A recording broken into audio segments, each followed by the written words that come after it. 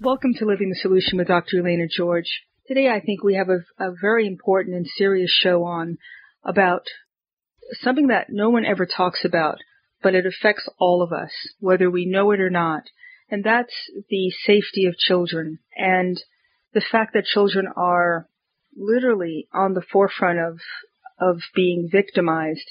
It's something that is in plain sight sometimes, and I wanted to have a guest on who could speak about this. I was fortunate enough to hear her speak at a conference that I was speaking at a couple of months ago, and her name is Toni Clark, and she and her husband have created an organization called Defenders for Children, and they are advocates for saving children and exposing child abuse and child trafficking, and they have a novel way of doing it, and I think everybody needs to know about that. And I'm really like to welcome you to the show, Ms. Clark. It's a pleasure to have you. Hello. Well, thank you for inviting me on the show. I'm excited to talk to you and your listeners and let them learn about our exciting program. Well, let's start off from the beginning. I mean, this is something that touches everybody around the world. How did you find out? What made you look into this troubling aspect of our society and then want to do something about it?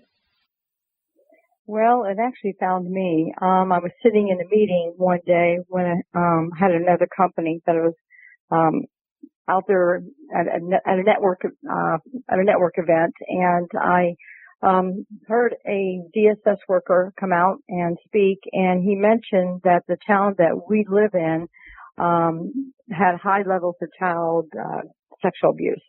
They were one of the highest in the state, and I am located in Greenville, South Carolina. And if many people know, Greenville is a very beautiful city, fast-growing city, and there's just a secret here. And when I heard the stats, I was very upset by it and realized that we need to do something about it. And the we was myself and others around me. And then we started realizing that it's up to all of us to work on this together. And so we formed Defenders for Children because, child abuse is not about the law enforcement, not about the doctors. It's about all of us doing what we can to make an impact to lower the numbers down. And do you have any numbers or estimate of how many children, throughout the country, and are there any hot spots where this activity goes on more than somewhere else? Oh, well, it depends on if we're talking about trafficking or if you're talking about child sexual abuse. Child sexual abuse is definitely everywhere. I mean, it's in the cities, it's in very rural areas, it's everywhere. Trafficking is on more the hot spot areas on the bigger cities, as like you're in Atlanta, mm-hmm. New York, the whole corridor going down, even though it's all connected. But, statistically, the stats are changing a lot these days on how they're putting the children and the cases into different categories. Some people would say that one out of three girls are at risk of being sexually abused, and then they'll say 1 out of 10 children will be sexually abused. So it's all on which stats you look at. Either way, it's extremely high. And when we got to look at also, these are numbers of reports. So there's a lot of children that are not being helped.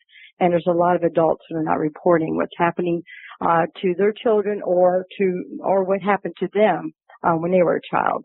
So statistics is always hard. It really is. But I could just tell you it's ridiculously high, and we need to work hard on bringing them down. Now, in terms of, you just differentiated child abuse versus trafficking. It's a worldwide phenomenon. Am I correct? It's not just the United States. Oh, it's everywhere. I mean, it's worldwide, as you said. But the United States is one of the leading countries that purchases children and purchases child pornography. So we are a huge culprit behind this evil act that's going on with our children. One stat, you're talking about stats, one is estimated that at least 100,000 children are bought and sold for sex in the U.S. every year, with as many as 300,000 children in danger of being trafficked each year. So, and you got to keep in mind too, a lot of times we think of, of this as being that child that's kidnapped out of the mall and sold out there. These numbers include, let's just say a family member who is taking photos of a child and selling the child for drugs, or selling the child to a friend for money, just different reasons within your neighborhood or your neighbor. It could be somebody who is, addicted to child pornography, and they want to create their own videos this way they can receive new videos. So that's all part of the whole terrible system that's going on out there, and it's just growing. Unfortunately, the internet has really fed into it, made it easier for the pornography and the trafficking to broaden, and to also to sell the children. So it's a very tough fight, very tough, but doable. If we all work together, it's doable, and that's what we got to look at. I absolutely we can make changes. We can definitely make some changes. So yeah, it's pretty scary. It really strikes me that we spend all this energy on cutting down on free speech and hate speech, but where's the outrage with this going on? I mean, if we spend half as much energy on taking these websites down and working to expose these people who are doing this, instead of, not liking someone's freedom of speech and having them removed from the internet or shut up. I mean, it just seems like we're distracted and spending our energy on things that really don't matter. Well, that's because it's our fault as a nation and the people, and I'm going to point it more towards women too. I feel that the women need to start taking a stand against this. Because, you saw the Me Too movement that went out there, and I watched it, but they were not talking about this topic. It was very little, very minute part. And it's like, we need to stand strong and to say this is enough we need to protect our children. We need to stop this child pornography. We need to stop all this from happening, because it's protecting ourselves as well and the future of our nation. What kind of nation do we want to be? I mean, if we don't take control of this, I always just say it's just an evil feed that's going through our world, we're going to lose. We really are, because it is hurting in so many different areas. So it's more than just a child being abused. It's what happens to that child afterwards as well. You know what I mean? And, because, we got to realize, it starts with the children. Our future as a nation is our children. As we watch all the violence increasing, we're watching the drugs increasing, teen pregnancy, the gang activity, rape, mental health, all these things are going on, prison numbers. And it's like, high percentage in these categories are children that never got the help. They were abused, raped, whatever, some kind of traumatic experience. It could be also physical abuse, domestic abuse, witness to domestic abuse. And without the help and without them seeing that people care and want to try to stop this from happening, we're going to lose. We really are. And we have to change. We need to say no more. We need to come together and just say, this is enough, and it's time to shut it down. And that's just the way Defenders for Children looks at it. It's time to shut it all down, And how can we do it? It's everybody that's listening to start giving their voice to help. If, there's so many things have already changed remarkably by people coming together. Why can't we change this? Why can't we demand to clean up the internet? Why can't we demand to stop child pornography and any kind of pornography from going into our children's phones?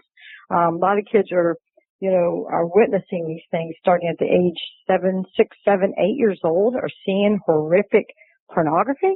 I mean, we're not talking about pornography from years ago where you might just see, a photo of a naked woman. It is direct, horrible acts that would totally traumatize a child because they can't handle it. So it's something we need to find ways to shut it down and make it very difficult. Make it more difficult for the perpetrators and to get on these sites and to feed and to share whatever they are doing. We need to shut it down, and it is possible. And if anybody tells me it's not, I do not believe it. It's just a matter of asking for it. And obviously with a large group of people together. If anybody wants to meet in Washington, D.C., let's do it. Let's stand on the lawn. Let's fight for the children. Shut it down. Well, this is something that should go cut across every swath of our society, because it affects everybody. And there's nobody who can sit there and say that it's a partisan issue. On that note, let's take our first break. You're listening to Living in the Solution.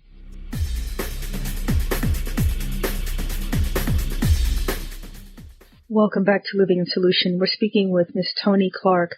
She's the founder of Defenders for Children.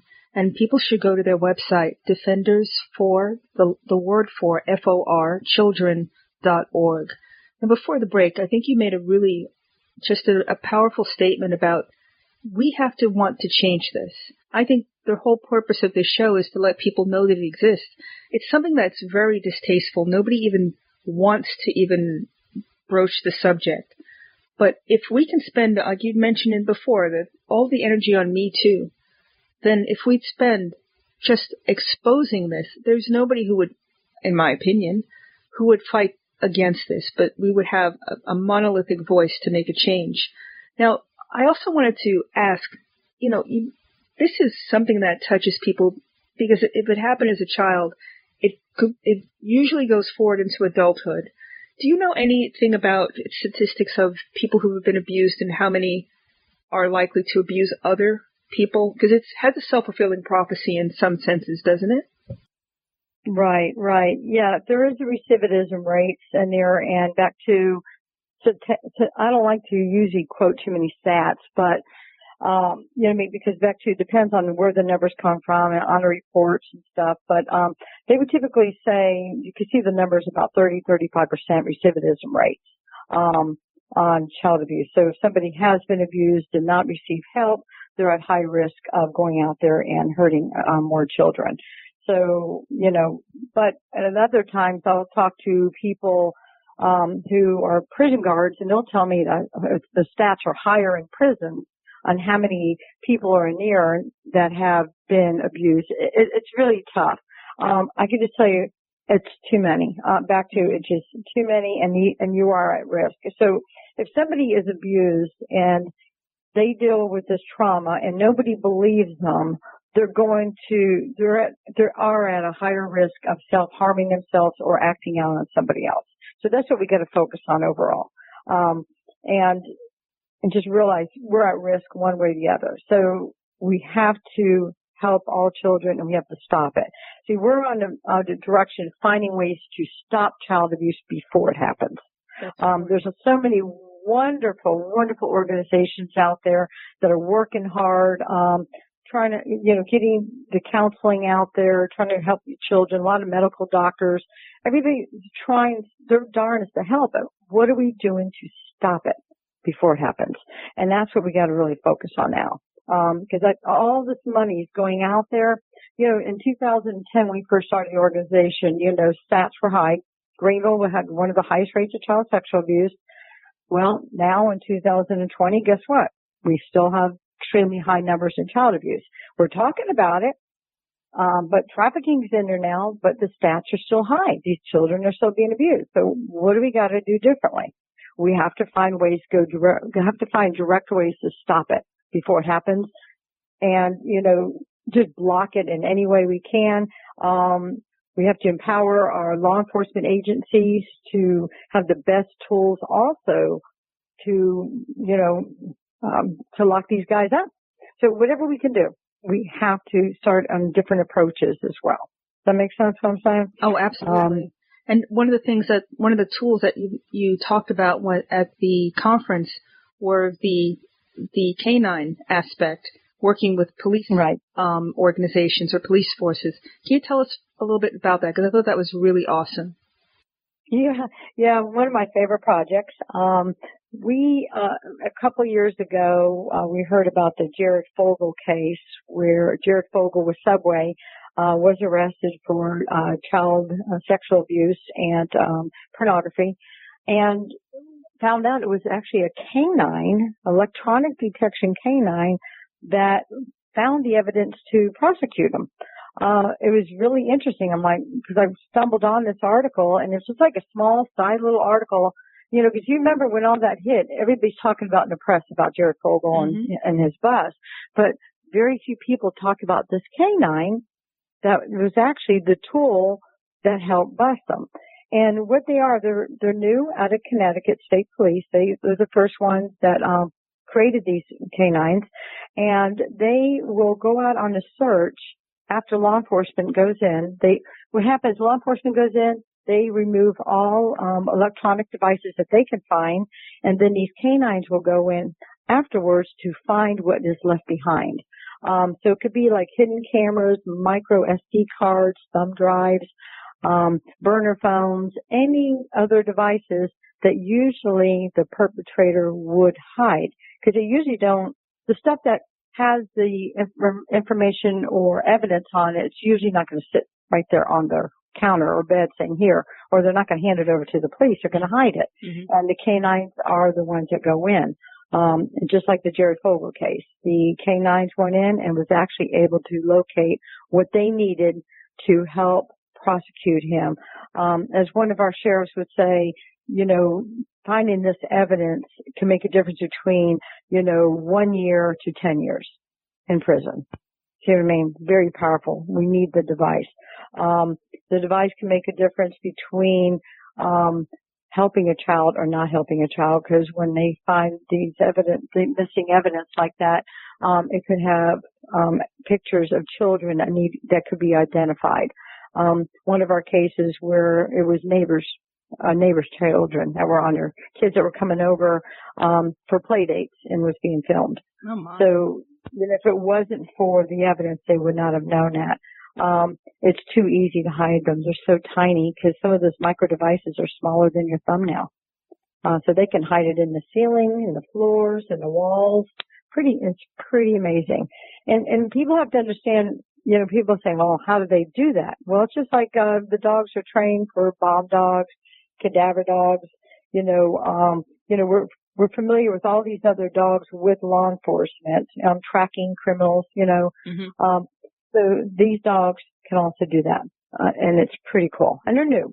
And so as the organization, we saw that this was a tool needed, and, and it's up to us as a community to find a way to make sure law enforcement has one. And because, just for us to go to our local sheriff's office and say, hey, you need this canine, it costs a lot of money. So we formed a program called Operation 180 Turnaround. And we thought, this is a way the public can work together to take a stand and raise money to donate these canines to the agencies that are dealing with high levels of child abuse, child sexual abuse, child trafficking, and child pornography. And so we raise the funds, donate the canine to the agencies, and then they take over the payment. They take over the cost of the canines after that. So it's pretty exciting. And so far we've already was able to place, and within 14 months we were able to donate 3 different canines to agencies dealing with high levels of child abuse and trafficking. That's pretty impressive. Pornography, of course. Yeah, it is. Well, what I really found that was really interesting too is how it's like law enforcement, the agencies know that they are at risk of leaving something behind. And it makes them feel better knowing that they have this canine. And this is not against law enforcement. It's not their fault. They do a phenomenal job with what they have. But the canines just have this gift to go through and find something else. And that's amazing. And every agency needs one. I mean, without a doubt, we should make sure every single agency that deals with child abuse and trafficking and pornography should have these dogs in place. And that's our mission. And it's all with the help of the public. You know, everybody's trying to get the word out, and we're trying to get people to donate from $5 to, you know, thousands of dollars. If somebody actually pays our maximum number, they can actually name a canine. How cool is that? You can leave a legacy, and yeah, you can imagine having a dog named after yourself or your company or somebody you really like. I mean, somebody, you know, that might have passed and you want to leave a legacy. Mm-hmm. So we're excited. One of the main universities here has made such a donation, quite a nice donation towards our organization, and they are going to be naming a canine. I can't publicly tell you what the name is yet, but we're excited. There is going to be one that's out there. It's going to be named by one of our big donors, one of the first ones. So it's really exciting because everybody can. The way we look at it, you're hearing about it now. So are you going to do something about it, or are you going to do nothing? And we're asking everybody to do something, help somehow. If it's just $1 on up, help some way. And let us get the canines out there. They're remarkable. And one thing we have to understand, when I say, when law enforcement goes in there and makes an arrest, that one perpetrator can be hurting multiple children. Now, on the statistics side, they say an average sex offender could be abusing up to 9 children. So that's a lot of kids. Wow. That you could be helping. So that's what you got to keep in mind, is that you're not just helping from one child. It could be up to 9. And then after that, it goes from 10 on the way up to about 40. And if you really look at some cases, it goes higher than that. So stopping every offender is very, very, very important. And then the children will feel safe knowing that that person's gone. And I know a lot of listeners are out there right now have stories and they never told, or their perpetrator or whoever abused them is still out there, or they died before they could even turn them in. And we're trying to stop that from happening. We want to have the victims have the courage to be able to step up, and knowing that there's even more tools out there to help arrest these guys or women. There are women that are also following in this pattern, unfortunately. But we need to do what we can, and we can only do this together, you know. Yeah. But it's not the overall answer, but it is a way to make a big impact. And we got to keep in mind too, what's kind of cool about it is what other program offers beautiful canines. And when I say canines, we usually use, labs, beautiful, gentle labs that can also be therapeutic. And they're wonderful with children too, so the children can pet them, approach them. And sometimes children are on site when the police go out there and do their search, or FBI. And the child can actually pet this canine and feel less scared and intimidated. Because it is pretty scary all of a sudden have law enforcement come in and start tearing something up, or doing their search to a child. That's pretty intimidating. So I'm sure you might have another question, because I could just keep going. That's quite all right. Let's take our second break. You're living the solution. Okay. Revolutionary talk for revolutionary times. Liberty Talk FM. Welcome back to Living the Solution. We're speaking with the founder of the Defenders of Children. And Ms. Clark, before the break, you were really just speaking passionately about how we can all get involved. How do people who want to donate, what do they need to do to get that ball rolling? Well, it's very simple. defendersforchildren.org. Just go on our website. Learn more about the canines. You'll see some of the photos and images of some of the devices that they can locate, and what our plan is. And, you know, just go on here and just make any kind of donation. You can just make one flat donation. You can go monthly if you like. And in some cases, we have people that create their own fundraisers. If you raise up to $1,000 or more, we put you on our task force list, and that task force list is just building and building. It's not going to go away. We're just going to keep building that list up.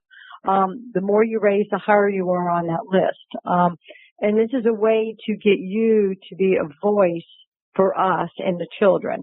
Cause we have actually, have churches that have donated. We have different social groups donate. They'll do their own little fundraising. Everybody puts some money in a pot.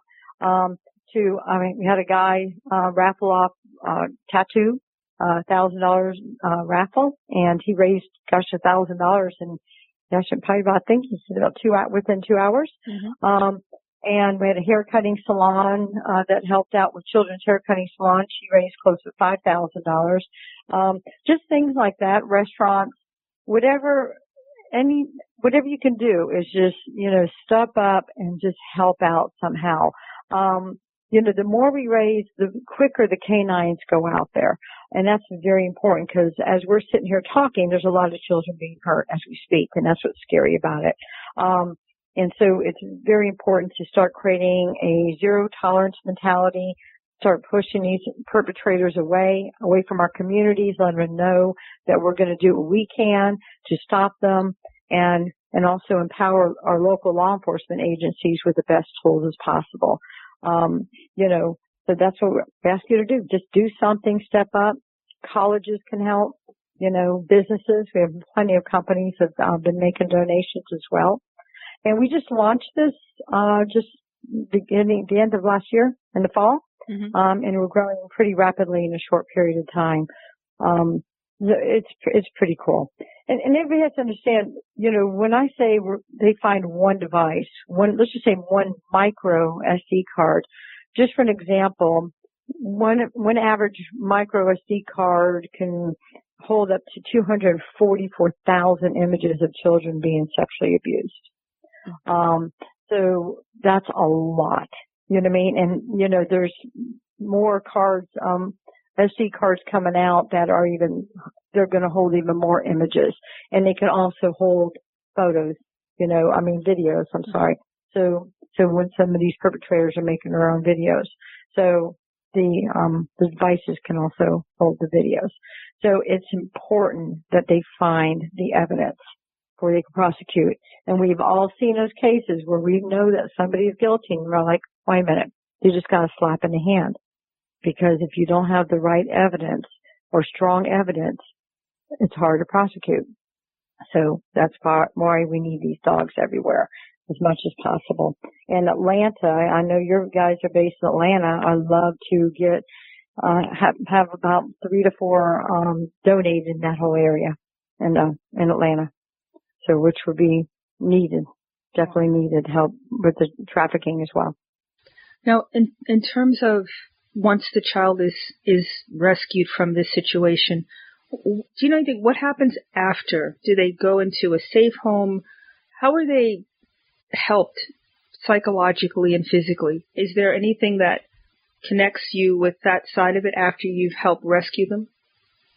Well, on our end, we are not involved in that aspect. We're on the front side. Mm-hmm. We're here about the public, getting the public to help, connect and place the canines right now. We are not, once we place those canines, we're not involved in the searches. Okay. At that point, the law enforcement is in charge of it. They just keep us posted on their searches and how many devices have been located and what's going on in that regard. The children will go into get help through the local advocacy centers, which, they're usually with the professionals and the hospitals, depends on the area. And hopefully get the counseling that's needed. Now, sometimes it's somebody in the family and sometimes it's not. So it could be a neighbor. So they're not always removed from their home because it might not be somebody within the home. Gotcha. As you know, a lot of times it is somebody they know and trust somehow. And one thing I would definitely tell women that are listening, be careful with some of the boyfriends because a lot of these cases are guys that come in and move in and around your children, and that's scary. Be really careful. Just make everything your business, watch your children, and always believe your child. Do not ever trust somebody else, an adult, over your child. When your child says somebody's abusing him, believe them and report. Do not let it keep happening. That's very important. I absolutely you know, agree. Is and there? it happens, unfortunately. I know. I've heard of that. So, is there any, I don't know, way that it's hard to say ask this question because I'm not sure there's an answer to it. Is there some sign or some inkling that that that connects these folks that you can say, hey, there's a trigger, I should be looking at something that can alert you that you need to start being more vigilant, whether it's a neighbor, whether it's your family member, aside from when the child has had an unfortunate issue. Is there any way you can tell that the person really shouldn't be around your child, or is it just the sixth sense? Well, that's a tough one. I know. We did a video many years ago how to spot a sex offender or child predator, and there is no way. I mean, your instinct is powerful. Always go by your gut, number one, and watch out for signs. So, we all have ways to really to tell if there's, I call them flags, red flags, that something's not right. Go by your instinct. And then by all means, if there's, an adult that seems extra friendly, that's really wanting to be around your children, and be a little leery. Just watch that, because, a lot of sex offenders, especially predators, they'll take months before they actually will act out on the child. They're patient, which is scary. They are very patient and, they are very friendly. That's why they work their ways around. They're able to work their ways into the churches and other places, social areas. They are very friendly. So don't think they're evil people where all of a sudden you just say, okay, this person's totally evil. No, they're very friendly and outgoing. So that's what makes it hard. So to me, as a mother, I have 2 kids. I would never let my children alone with adults in most cases, especially, the opposite sex, just saying. But, and back to, I'm not trying to just totally pinpoint the men. There's a lot of wonderful men out there. But unfortunately, it's a higher percentage of the men that's hurting the children. And keep in mind too, the boys are at just as much risk. The statistics are going up higher on boys being sexually abused. So, just gotta be very careful with it. And unfortunately, we're in a kind of society that it's happening and it is spreading. And keep in mind, a lot of it's starting from the internet. A lot of people they're going on, pornography sites, and then once they get on pornography sites, they become addicted, and then there's ways that these, sites start luring, the guys or adult women into these other areas. And so once you start going in there, you keep going, and, you just gotta be careful all the way around. So if you have somebody in the household that is addicted to pornography, be careful. And if you do know somebody that is downloading child pornography, report it. Always report. Do not trust that. You got to be careful. It's up to all of us to start speaking up, and make it stop. So go ahead. Well, when you do report it, are you reporting it to a specific branch of the police, or is it just a general call? You could just call, you call the general sheriff's office and let them know.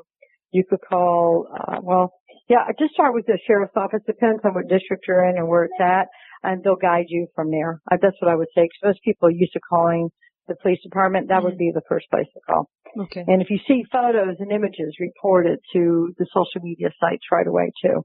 Always report. If you see something like that, always report. And don't think nobody's watching it, because they are. Report.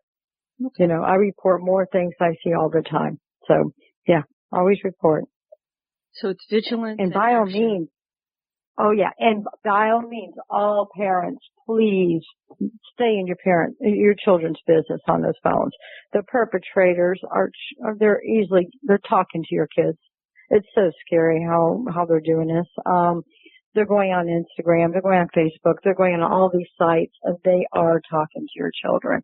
And unfortunately, our children are naive. They are gullible. We cannot trust that. And we don't expect the children to understand it because they don't, and they can't. It's up to us to know exactly who they're talking to at all times. Be nosy. There's a lot of software programs out there that you can actually follow dialogue on who your children are talking to, know what apps they're getting into. Keep it up. Be a nosy parent is a good parent. That's why we look at it. The kids can't handle it. They don't know. So that's another very strong point that we have to keep telling parents over and over again. Make it your business. And if not, take the phone away. By all means, any means necessary to protect your child. On that note, let's take our last break. You're living the solution. You're listening to Living in the Solution with Dr. Elena George, healthcare consumer advocate. From treatment of sinusitis with balloon dilation to minimally invasive office procedures to correct snoring, Peachtree ENT Center offers state-of-the-art care. We also specialize in price transparency. You'll know the cost of our ENT services before they're rendered, whether you have a high deductible plan or no insurance at all. Make an appointment today to find out why Peachtree ENT Center is where patient care counts. Call 404-591-9100 or visit us at peachtreeentcenter.com. We'd like to thank you for listening to Living in the Solution and invite you to subscribe and share it with your friends. Welcome back to Living the Solution. Before the break, we were talking about what parents can do. And you've empowered people to start being parents again. I think, it's a little different. My mom and dad were the head of the household and I listened to them. Now it's almost like parents want to be their child's friend, and instead of being authoritarian about things, they want to be liked. And this is not a situation where you want to take a back seat, is it? You want to take the forefront in this. Right. You have to take a forefront because actually the children have no idea what's out there. We do. And it's up to the parents to become more educated on this. And if you could Google anything about how to protect your children on social media sites. There's a lot of wonderful sites out there. But just, take the initiative. Cause back to, these kids are being trafficked. They are having photos taken. There's so much, these perpetrators, they'll travel they'll travel 2 states away to go visit your child. It's scary. They will, talk to a child in South Carolina, but they live in Florida, and all they have to do is get that child to say, yes, I will meet you. Mm-hmm. And before you know it, they're hopping in the car and they'll drive across 2 states. That's how desperate they are. These guys are. So, back to usually guys. Sorry, guys. But, we need to understand they're dealing with some pretty evil acts, and they're very determined to find children. So, it is up to us to make sure we know who our children are talking to, and educate your kids as well. Stranger danger is there on social media. It's kind of wild. And it's become harder for parents as well, which is sad. The phones have been, to me, one of the worst things that could have been invented when it comes to this realm. It's just fed into such evil acts against our children. And so we have to find ways to change that. As you watch the news and all these horrible cases, it's getting pretty crazy, but people can help. So, learn about your children, get involved, help us, put some powerful tools out there with the sheriff's office, start using your voice, let's start doing a call to action for the children. Mm-hmm. It's the me too, but how about a hashtag, what about me, the children? Mm-hmm. It's very important. I just get frustrated because people don't want to talk about it. So, and it's time. It is time we start talking about it. Well, you just described how important it is to talk about it, because it is going to affect us at some point, whether it's somebody who's running afoul of the law, someone who's become a predator, somebody who is emotionally devastated, takes it out on people. There's a lot of things from a societal standpoint that we're all going to, at one point or another, interact with in a negative way, unless we stop it first And then the other flip side is if it happens, you have to get the person or the child help so they're not alone. Right. And you have some of these shootings. I mean, I hate to say this. Some of those shootings, the kids who come from a abusive background. Mm-hmm. So, we're all like, but you don't hear the press talking about that much. They kind of just go over it a little bit, but you're like, wait a minute, these kids that are going out there and doing the shootings, they are coming from, very tough background. That doesn't mean everybody that's abused is going to shoot, but for some reason these kids did that. Mm-hmm. But we want to stop that from happening again. Because a lot of people will turn around and go, just because I was abused, that doesn't mean I didn't do it. Well, one thing that we notice is very common, and not with everybody, you got to be very careful with our words, that a lot of victims that have been abused had somebody in their life believe them and help them somehow, even if they didn't go into a therapy or get counseling or anything, they still had somebody. Somehow, could have been a grandmother, somebody. Some people have absolutely nobody. And they just build up and then they pretty much act out in a horrific manner.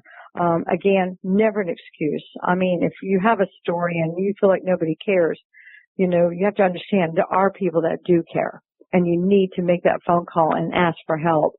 And, somebody will step up and help you out, just don't act out and take it out on other people. That's not fair. We need to just focus on stopping those who are hurting the children, not going after innocent victims. Stop the recidivism on any acts of violence. So if anybody wants to help out, get these canines out, learn more about it, defendersforchildren.org. It's a simple way to show you care and to make a pretty significant impact against what's happening to our children. And who does not love wonderful, friendly dogs? And like I said, these are not bite dogs. Yeah. So they're beautiful dogs and they're just wonderful.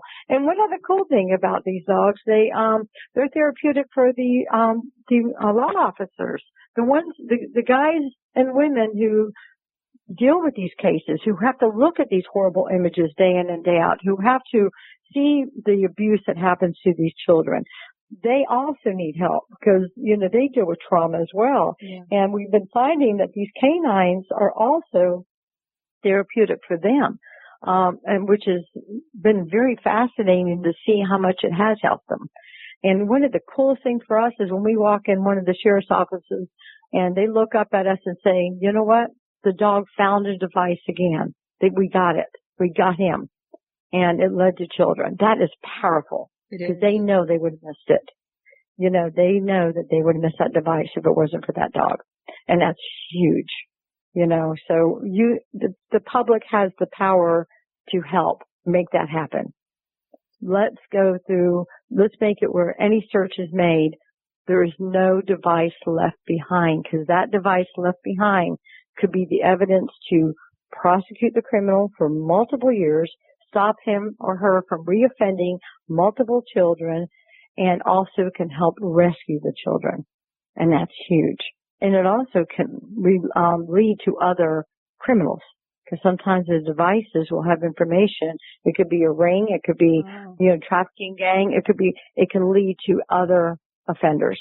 So it's important we do not miss one device. Very important. And the public has the power to help that.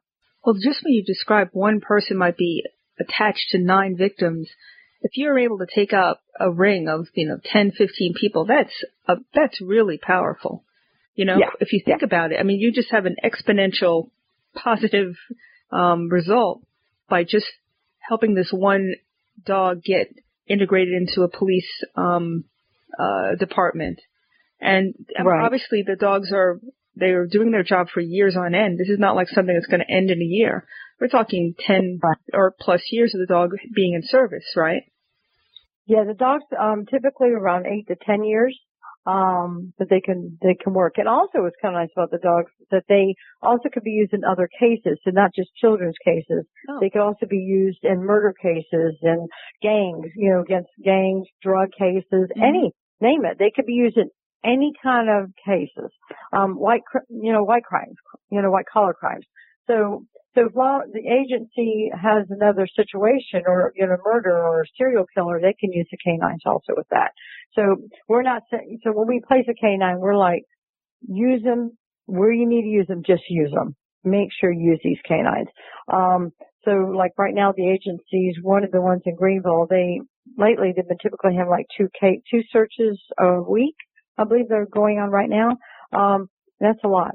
So we want to keep it that way. And then what they do, they open up to other local areas. So if you go online and you can see our press conferences, they will tell you that we're open to bring our canines to another location, another county if needed, another town that's local. So, because we're trying to blanket each state with 8 canines, the states that are dealing with high levels. Mm-hmm. And this way, those canines can be shared, or if there's a big case, multiple canines can go together. It's uniting a lot of the agencies together as well. And it's also bringing more education, also on where these perpetrators are hiding evidence. So it's kind of cool. They've been opening up a whole different wonderful world, on stopping these criminals. And if you're a criminal doing this, trust me, we're going to keep going. Until there's no more. We're going to stop this. We're going to stop. This is ridiculous, and there's no excuse for it. These are children, and I'm going to want to close in one area that just bothers me, because when it comes to children, we call it child abuse, child sexual abuse. We're talking about children being raped, and that's it. It's rape against a child. We're talking about the average child could be under 9 years old, 8 years old, babies. This has got to stop, and we need to start talking about it to make it stop, and we need to step up to help. And it's all on us. If it keeps going, it's our fault. It's all of our fault. I think that's a really powerful statement.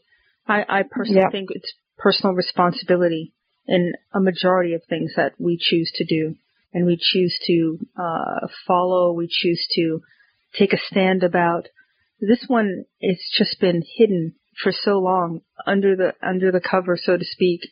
And we're spending a lot of energy on things that are taking away our freedoms most of the time. This is something that we can all get behind. This affects we're all in it together. And as we treat our children and our seniors, that's how our society goes, in my opinion. It's not, you don't want to be a society that harbors this. And we only have a minute left, so I want to make sure that you get your information. How can people find the website? It's just Defenders with an S, Defenders, DENFEDERS for FOR children.org. And go on your search, learn about the canines, and go on Operation 180 Turnaround and see what you can do in your community to help raise funds. We're raising $23,000 per canine, and don't let that scare you. That covers the training, the handler training, the dog training, purchasing the canine, the works. And any other things that might be needed for the agency to implement the canine right away, because we don't want to delay. So when we approach the sheriff's office, we want to say, we want to raise funds, we want to have a canine placed here, what do we need to do? So those dogs, once they're placed, there's no more funding on our end. We just place it, the sheriff's office will take over. So please find out what you could do. A school, Spirit Week, whatever. Churches, raise funds, get your name on the list. The more you raise, the bigger impact you make, the sooner these dogs will get out. And if you can only forward a few dollars, every dollar matters. So just back to, don't go without doing anything. We're a huge nation. We can stop this if we work together. It's time to stand up for the children. And if we don't, we should be ashamed of ourselves. I think that's where we need to leave it. And that's a powerful way to leave it. Thank you so much, Ms. Clark, for coming on, and thank you for all you do. Everybody in this country owes you a debt of gratitude for standing on the front line and alerting us so that we can get involved and help you. So thank you again. Thank you. And thank you very much. It's a pleasure. Appreciate it. And thank you all for listening to Living in the Solution.